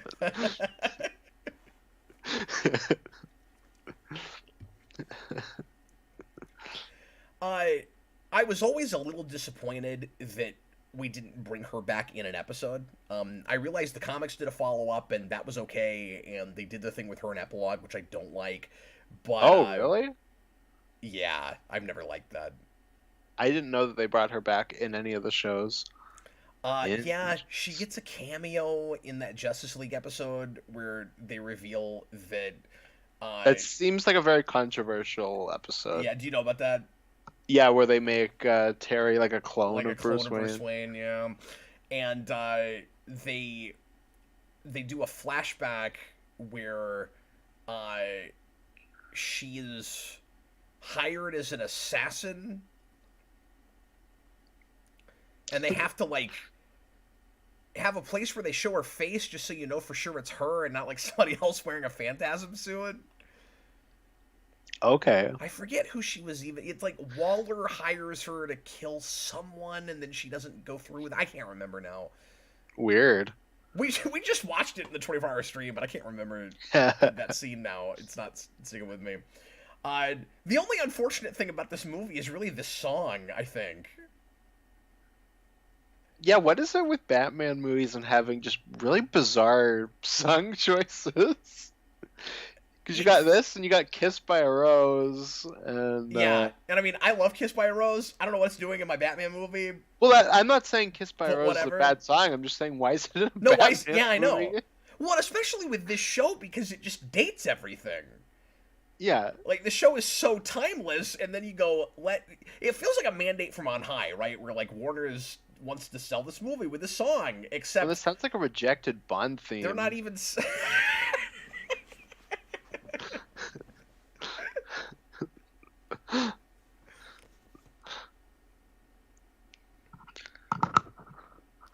Daniver says, I believe it was a WB push. It had to have been, right? Yeah. Definitely. Discussing Topic says, I don't hate this song. I've never really spent any time listening to this song. I just don't know what it's doing here. I don't know. I don't know why TLC is in a Batman movie. Is that who this is? No. I was going to say, it's not, is it? And like, no, I don't think so. I'm waiting for the "Don't Go Chasing Waterfall" chorus to start playing. I'd almost rather that. Like, you immediately get a saxophone solo or like opening to the song that sounds like Kenny G, and I'm like, why is Kenny G music? And okay, if we got like Kiss from a Rose, oh god, A Careless Whisper blasting at the end of this, that would have been great. Or it's just Prince again. Yeah, but not the Bat Dance song. It's just Prince. It's just Prince. You get like Purple Rain or something. You get Kiss. See, I was imagining. Most nights have Kiss. I was imagining you come into this and you just use one of the songs that was on the Batman soundtrack, but they didn't put in the movie, like Orange Crush. Like, what is Orange Crush doing here? That's weird. Discussing topics, this song or the one from Mystery the Batwoman. I mean, I'll take this, I guess, but they're both really weird that they're in Oh, here. I don't even remember the song from Mystery of the Oh, Batwoman. that's right. It Whoa, was that's who this that's right. is? Andrea was hired to kill Terry's parents. Thanks, RJ Godzilla. That's what it was. You know who this singer is? It's the love interest from Wayne's World. We just got the credit for the song. That's who that is. Which is funny because I was actually planning on watching that this week. Oh yeah, hell yeah. I wanted to show it to Jason. I think he'll find that Well, movie I put amusing. it before we moved to do the Weird Al movie. That was one of the things I put for the vote from the list. Oh wow. Okay, we'll put that on the list sometime soon because I'll probably have seen it recently. This Yeah, will yeah, date because this I was like, I really commentary. want to do that. Well, I mean, what am I talking about? We're doing this to celebrate Kevin Conroy, who just passed Yeah. last Friday. We started with dating the commentary. Yeah, no, exactly. Oh, because we were talking about Conroy for performance stuff. Yeah. What is your favorite Arkham Conroy performance overall? Do you think, or do you not have one? Because it's just all kind of. It's been a while. There's not like particular lines that immediately jump to me. It's definitely City before it's anything else. It's Mhm. definitely stuff in City. Um, the first thing that comes to mind is everything he's doing when Batman is coughing up blood and trying not to die in Wonder City. Mhm. That stuff sticks with me a little bit. I don't remember like specific lines or anything, but Well, yeah. I just like his performance through there. Conway's really good at making me buy like pain and that kind of thing. And I also meant to say this earlier. Another thing I love about Conroy is just how good he is at faking different ages. Yeah. Like he's doing an 80-year-old Bruce Wayne when he's like in his 40s, and he was still able to come back in his 60s and do a Bruce Wayne that or do a Batman that you would buy was in his 30s. Mhm. No, the best thing I can say about Conroy as an actor, as Batman, is that outside of just like stuff that I don't think is very good, and it's not his fault, like I'm not blaming it on him, but what I mean is there's like nothing that I go like, okay, this is your best performance, because everything is so consistent that it just all exists. You know what I mean? Where it's like it's just all kind of perfect in a way. Um, but then obviously, like, there's stuff that maybe exists outside of that where I'm like, okay, the Killing Joke movie is not good. That's not his fault, but like maybe that's like a bit lesser than say like a Mask of the Phantasm. But like, uh, Well, and even if the performance is good, it's difficult to appreciate lines from an actor that you're just not buying, or mhm. like a characterization that's not really working. Like, Well, that's what I mean too. Like they give him the wrong lines. Just yeah, like like Kevin Conroy Batman in that in his relationship with Batgirl. Like that's not his fault that doesn't no. work. Like Or when he it's has to ham up stuff because that's what he's given, like in a couple of scenes in Batwoman, where I'm like, he's just out of character. Well, that's not Conroy's fault, but the performance isn't no, and he's great. awesome in that. I mean, he's funny in that, but like the performance isn't good because the material's not. I mean, the performance is as good as it can be, but No, he gets it. Like he shows up and he's like, "Yeah, the CW sucks. I'm gonna have fun, and I that's not what get." I was talking. I was talking about Mystery of the Batwoman. Oh, I'm sorry. I thought you were talking about because it's the Batwoman episode that he's Right, in for. right. Sorry. Okay, I see But what you're no, I saying. just reviewed that a couple weeks ago, and I'm just saying like he's out of It's been so long character in since I've that. seen it. It's like he gets dumb things to say. Like I said in that review, I never ever wanted to hear Batman say "toi la," but there we Well, are. That happened. there's that scene where Bruce Wayne's on the phone and he's like, "I'm going through a tunnel." And then hangs Yeah, up. like how And I dare you made don't, Kevin Conroy do don't have that? Kevin Conroy Oh do that. no! What are you doing? Like, imagine if he did that in Arkham City. Robert Wild says, I genuinely think Conroy's performance in Killing Joke would be better if the new material was better. A part of, Well, and I don't want to go down this rabbit hole too far, but part of my issue with that whole project is, Weirdly, some of the same problem I had with the way Year One was adapted is that not enough of it is rewritten. Like, too much of it is directly off the page, and more has a real specific voice for those characters And that it's not those two. that actors playing them that I'm familiar with, even if they try to do something kind of different with it. And I think Hamill did his best at making it not exactly his regular Joker voice. Just like he did with the Arkham games, it's distracting. It feels almost uh like a fan film or something, where it's like, well, let's get these actors that you're familiar with and then just have them read what's off the page. Like, I don't know that I would want a motion comic that was those actors reading. Even that would be better. But like, you'd want somebody that you haven't associated with those characters before reading those lines, or you'd want to rewrite more of the material. And so part of the problem is that it's those guys. Well, and I think it's really interesting to compare them for Killing Joke because that movie overall doesn't work, but Conroy is doing Conroy Batman and Hamill is trying to do something different. Yeah.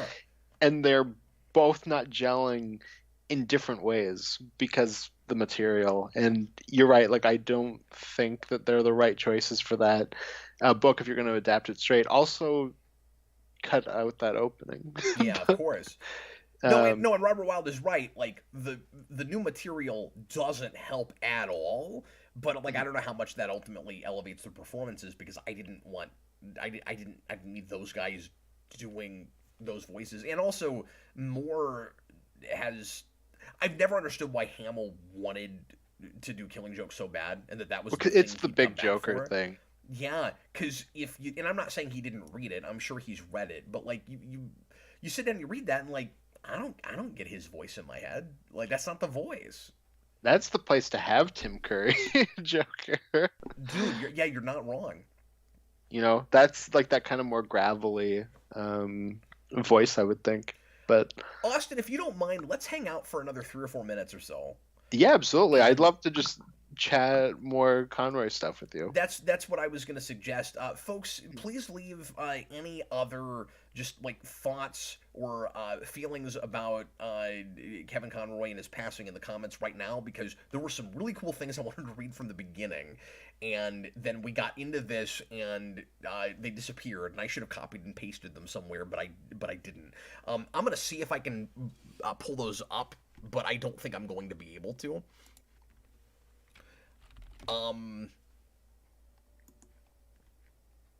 Yeah, no, for sure. No, I after doing this, like, I'm probably gonna.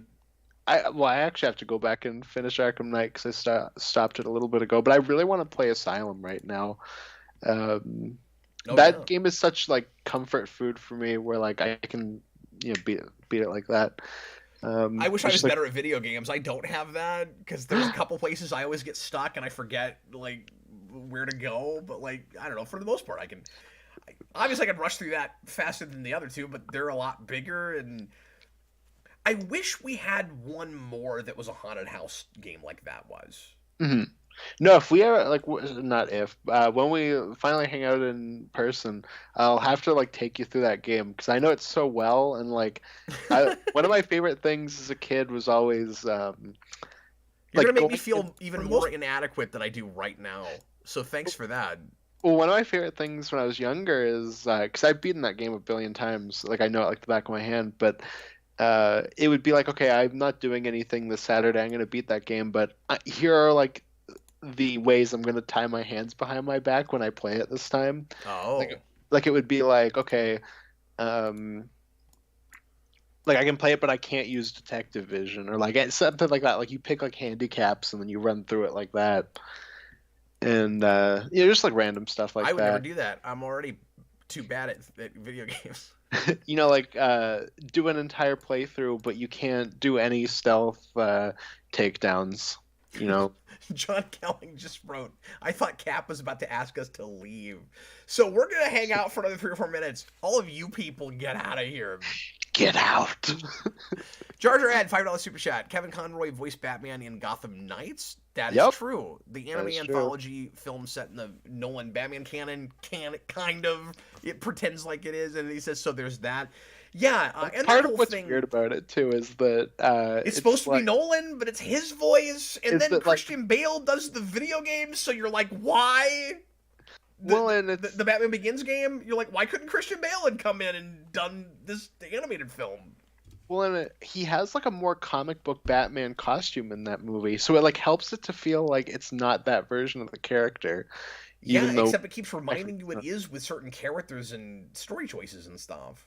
yeah, but if you want to say that's canon, then technically Killer Croc exists in the Nolan version. And you need that for some reason. Not really, because Killer Croc, like Scarecrow in Nolan's version, sucks, and they're tied to each other in that movie. So, but that Uh, was written by Goyer, wasn't it? Gotham Knights. it well, was all of it written by one Oh, person? true, Being a vignette true. film, The anthology. I thought it was made It like probably was. Matrix, where it was a bunch of different writers and directors.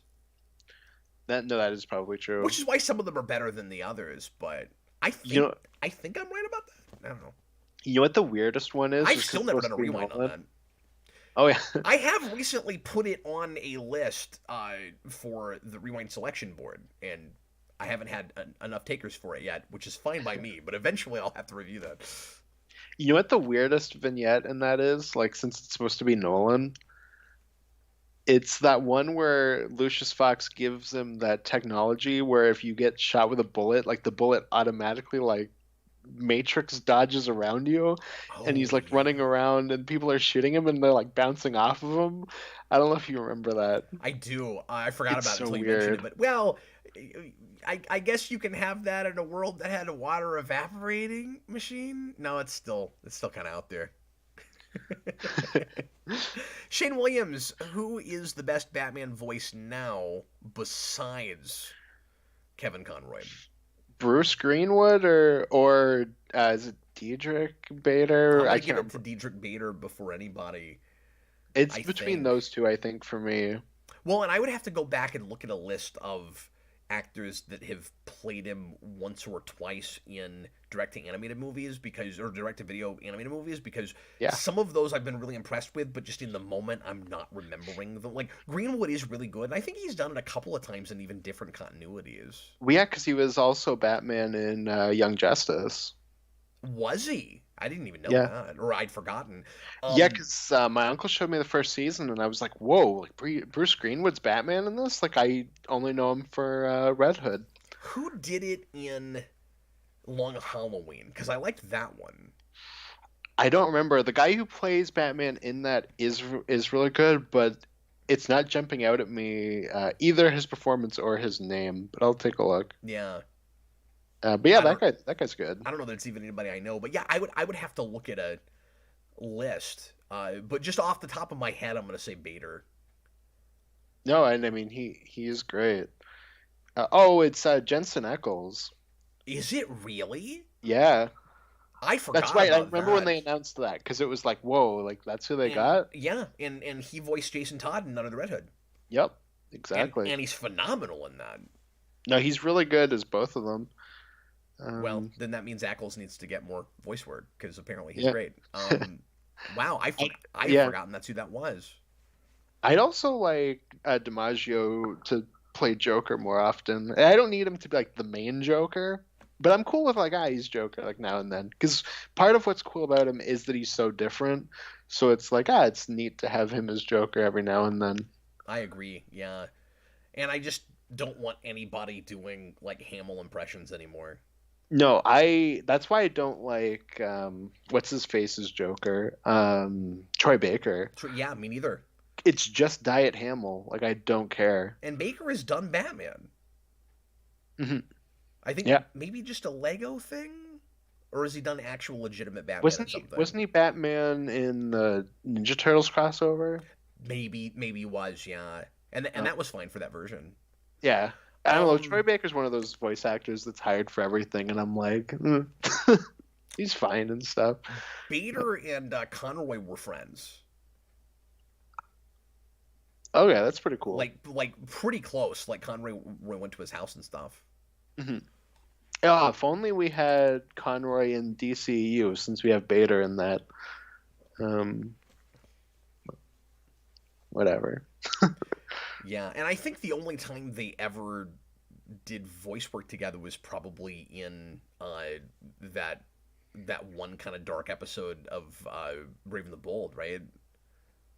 Where they brought I didn't even know that Conroy was in that. yeah he comes in and has a bit part in that, and I forget who else is in that. They brought a few people back for that. Now you say that, there was a comment I saw earlier, Yeah. but meant to mention, but it's kind of only coming up now, where Oh yeah, somebody was Telltale saying Batman is good too. I don't know who did that, but he's good too. that's Troy Baker. Oh, is that Baker? Okay, well he's fine in that then. I'll Um, give him that. so somebody earlier on said that it's rumored that Conroy recorded stuff for Cape Crusader as Thomas Wayne, which would make it like his last performance. Wow. And if that's true, like I'm interested to see that. Me too. I haven't heard about that, so like maybe that's not true. I was But hoping we would get lucky and there was something lying around where we would get a posthumous performance, like we did with Adam West, because that was a real bittersweet thing when Batman vs. Two-Face came out, where it was like, I'm glad that they had the foresight to record those movies together. mhm. Yeah, And these absolutely. things get recorded like months in advance, so Yeah, of I would course. honestly be shocked if there's not something he worked on that with Batman that's going to come out that we No, don't know and about. I'm sure there is. I don't know if he did voice work for that show specifically, but that'd be really cool if he did. And it's a Bruce Timm thing, so it's not out of the question. Well, I had this momentary lapse where I was like, wait, he wasn't playing Batman in that show, was he? And then I was like, surely not. I don't know if we even know who they hired for that, but I don't think we've had any casting. So there was like a possible like list of episodes that came out, but who knows if that's true. yeah, um, yeah, surely it wasn't him because that would be really unfortunate, right? Like if they made that show and they had him, and then now they have to recast it. No, and I kind of assumed from the start that they'd probably get somebody new, but we'll see. Jar Jar Ed, $5 super chat. Conroy, thank you. Conroy also voiced Batman in the two Superman Batman directed DVD movies, Justice League Doom and Flashpoint Paradox. Mhm. Yep, that is true. Those are not movies that stick with me, specifically Public Enemies. I remember stuff from Apocalypse, but most of those are just kind of whatever. Like They're they're not in great. one ear and out the other. And I talked about this in the rewind, what 4 or 5 months ago now. But Flashpoint Paradox is weird because it establishes the based on New 52 continuity, and Oh yeah, we had like a fight about this the other day, like a little bit ago. I did don't know if you we? remember that. Yeah, because you were like, it's so weird they didn't bring in the new cast, and I was like, what do you mean? Like that's not the start of the New 52 movies. Like that's just a movie they made. And you were I'm like, no, like, no, it's the start yes, of it is. Oh, because you didn't know and about the after credits I didn't scene know that it had sets an it after up. scene. Yeah. I won that fight, by the way. But yeah, it's really strange because you get to like they knew what they were making. How do you get to the end of that and his voice doesn't change? Wouldn't that have been a really cool, jarring thing to do, by the way? Like, Flash goes to the Batcave at the end of that, and it's this totally other Batman voice? That would have been great. That's what they should have Yeah, done. it's Michael Keaton all of a sudden. Yeah, or just the generic, not great Batman voice they used for the rest of those. Like, That I can say that is not the best one after Conroy. no, it's not. Jar Jar Ed puts in another $5 super chat and says Jensen Ackles auditioned for Batman Begins but didn't make it into the final three picks. I didn't know that. I By didn't the know that either. by the way, watch Killian Murphy's Batman audition. Just well, I have, but it's been a long time. Oh, that sounds funny. I'll have to look that up. Um, Robert Wild, five that'd be dollars super chat. interesting. Thanks again, man. It was announced a year ago Conroy and Glover would be back as Batman and Riddler in an audio drama, but I don't know if they recorded anything yet. Interesting. Interesting, yeah. If that happened, I hope we get it. Yeah, because they've been doing those audio drama things on HBO Max. I don't know if it's for that or a different thing. I haven't listened to any of that. Well, I think it would have to be a different thing. Maybe also for I know HBO nothing Max. about that drama. I Well, don't know what they're doing with it. well, because Jeffrey Wright is Batman in those, or Oh, in that. really? Yeah, Well, now I'm more interested in listening to it. yeah. There. like there were some like people that they had cast for that, but I can't remember off the top of my head who Jeffrey else Wright was is in it. Batman But in that? Jeffrey Wright was Batman in it because he was. It was announced like months before the Batman came out, and it was like, whoa, he's Gordon, and now he's also gonna be Batman. That's That's wild. I crazy. have to listen to that now. That's Yeah. cool. I wonder if it's any good. Yeah, I've heard cool things. I think Noah on the Discord watched it and was like it's or listened to it and said it was pretty cool. Conroy and Glover are also were also friends, and not just because of Batman. They knew each other for like 40 years. Oh wow. They first meet in some acting job together in like the early 80s, late 70s. Mhm.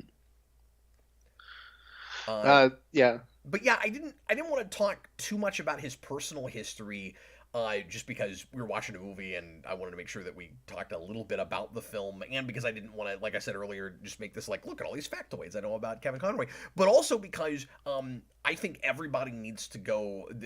If you like Kevin Conroy and you care about what we've been talking about tonight, everybody needs to go listen to that Rosenbaum interview because it's the best episode of that podcast I've listened to. And it's crazy how much Conroy opens up to him just right away. Like it very quickly turns into I'm gonna tell stories I've never told publicly before, and it changes everything about my understanding of the man, and it gives me even more respect for him than I did before. Um, his history Wow, is I'll have to listen to that. fascinating, and his background with as a kid and with his dad and everything is really sad. He came out in 2016 finally as homosexual, which I had never heard about. I didn't know that until like 3 months I ago. did Somebody not said that to me, and I was like, "What?" yeah, I did not Um, get the memo on that. And he put out a um he wrote a thing called it's not like a whole memoir, it's not a book, but he wrote I don't even know what you'd call it, but a thing that DC published or Warner's published, I'm not sure which, in 2016 around the time that Killing Joke came out, called I think Finding Batman, and it's like a personal history, and that's the first time that I that he told anybody publicly that he was gay, because he said that it kept when it did get out to anybody in the industry, it was making it impossible for him to get work. So he just never disclosed it. He seemed like a really private guy anyway. Like yeah, he had that attitude of it's nobody's business, and again, I have a lot of respect for that. It's nobody's business. You can tell people or not, whatever. But I just thought it was really interesting because I never heard about that until today. yeah. No, I was surprised. I heard about that like 3 months ago or something like that, and it was like, whoa, because um, Kevin Conroy is like one of those people where he almost existed like asexually in my head, where it's Yeah, like that doesn't even factor into anything. Like, you know what I mean? So it during was like, COVID, oh, he yeah. was he was doing more like Zoom calls and like public internet appearances and things. And I started seeing like the background of his house. He had a really pretty house, and I started thinking like, wait a minute, I've never wondered if Kevin Conroy had a family, if he lived alone. Like suddenly I started wondering these Yeah, things because I was seeing him in his never in his factored. home, in his element, and I was like, wait, does he have is he married? Does he have kids? And then like and he had apparently he has a spouse listed on Wikipedia. And I don't know if anybody even knew about this person until really recently. But he was apparently married um, to a man that I had never heard of, that he just kept private because he's a private guy. Yeah. No, and I knew he was on Cameo, cause I was thinking, Sorry, like a you can't month. say Cameo without me thinking about Gilbert Gottfried now. Check out my Cameo! No, cause I saw, I think I was just like clicking around on YouTube, and I saw somebody had like an introduction for their channel that was a cameo of Kevin Conroy, and I thought about getting you one for Geekvolution, and then, Wow, that would have been amazing. Yeah, it's Rob? like that'd be a cool idea to get Cap. But Well, thanks for thinking of me. It was a comic apparently, and came out this year. Mhm. Robert Wild says the Fighting Batman thing. I don't know where I read that it was in 2016. I didn't know it was that recent. I knew it was a comic, but yeah, that's I read interesting. That something about his finally mentioning it in 2016, and maybe I'm convoluting those two things. I don't know, but Mhm. anyway, it's not that important or anything. But No, that's interesting that they gave that actor like a comic right now because they also did that with Paul Dano for the Riddler in the Batman. And I'm yeah. not sure when that's supposed to come out or if it has come out Oh, or I what. forgot all about that. Yeah. Yeah, Riddler Year One. Well, folks, we're going to go ahead and wrap things up here. Thanks so much for joining us. Hope you enjoyed the show, and I'm really glad that we spent as much time just celebrating Kevin Conroy as we did. I think this was the way to go. I almost did this as just the theme of tomorrow night's Captain Logan show, and I think watching the movie together was more fun and kind of more fitting. And No, it's nice watching this again. It's crazy. I never get tired of it, and it's so pretty on the Blu-ray. Oh, it's a beautiful transfer. Absolutely. Well, folks, we're going to go ahead and get going. Thanks once again for being here. And I will see you again tomorrow night if you're so inclined to pop in for the Captain Logan show, 7 o'clock Central Time as usual. And things are going to be a little bit different this week because I'm going out of town to visit DJ. So there will be more videos even later in the week, but they'll be a little bit haphazard as to when they come out because DJ and I don't have a whole itinerary because we're going to kind of fly by the seat of our pants a little bit. So Wednesday night we'll have a request. Thursday night, I'll be in Georgia already, but we'll be doing the Captain Logan show from DJ's place, and almost certainly at the same time, unless something weird happens with flights or something. But I'll let everybody know if that changes. And then we're going to be doing a special Superhero Rewind episode together sometime during that trip on superhero movie scores, and probably at least one or two other streams. So look forward to that, and I'll see you guys again real soon. Austin, thanks for doing this with me, man. I really appreciate Yeah, you. yeah. No, thanks for having me. I was excited to watch this, and then you were like, "Oh, do you want to just come on?" And I was like, "Yeah, okay." I was gonna watch it So I anyways. almost did it alone. I'm kind of glad I didn't. I think this is more fun. This is better doing it together. Mhm. Yeah, no, it was fun to really reflect on stuff because, like I said, it didn't hit me right away. Like it was like it took me like a day or two to be like, "Oh man, like no, like that does sting." Yeah, and it's still a little surreal. There's still a part of me that it hasn't sunk in. Yeah, absolutely. There is that like just element of denial where it's like, no. And I know a lot of people have said it, so it's maybe like a little cliche to say, but like it really does kind of feel like just Batman died. Yeah, Like, like it's real weird. yeah. At the very least, for me, it's that. And again, exactly like with Christopher Reeve, where like it's not just he's the only or like he's the definitive actor who's played that character, but has so much in common with the character, it's hard to entirely separate them. Like I'm not an idiot. I know Kevin Conroy wasn't Batman, but like when people say Christopher Reeve was like the real life Superman, like you get where that's coming from. Conroy had that with Batman. You look at just how driven he was. You look at how tragic his own background was. You look at how much he cared about people.